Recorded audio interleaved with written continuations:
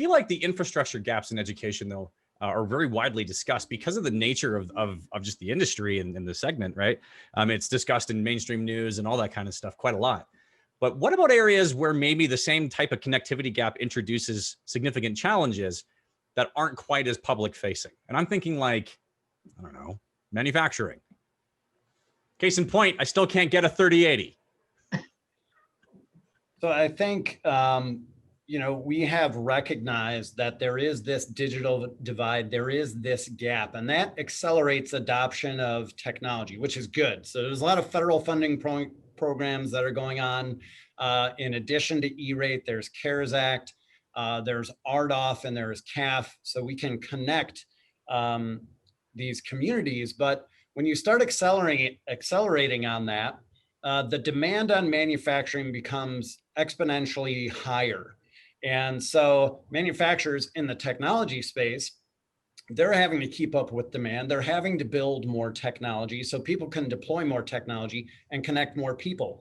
And God forbid, someone within that manufacturing plant is diagnosed with COVID and there are shutdowns. And so when we talk about the pandemic and connecting America and how things are impacted from a manufacturing standpoint, that adoption of technology is one area, but also those same IT director challenges that happened at that school district or those schools that we are talking about, same thing is happening in the manufacturing segment, because now you have all these remote workers that you need to support that are trying to do the same thing. And if you don't have that critical infrastructure, or if you're behind the 8 ball a little bit, as that manufacturer and your technology is not up to speed, you're going to have the same problems that that IT director had at that school.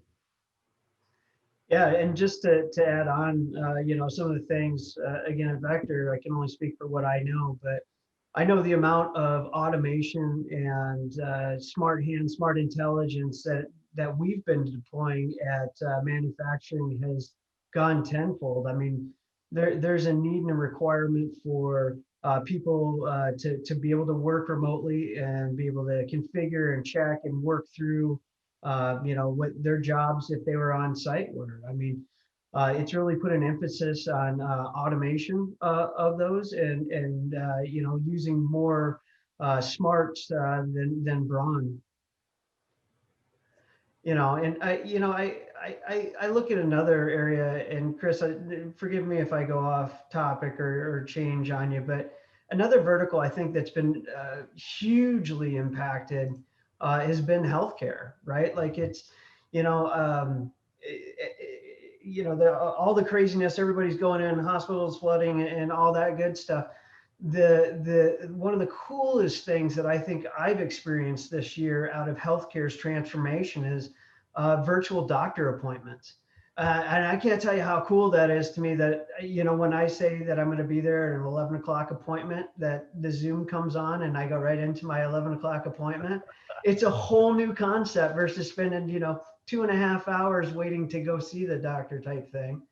So I love the timeliness and the planning, the convenience of it. I don't have to budget 45 minutes for each way of a drive to get there, and, makes me a lot more efficient in my work life.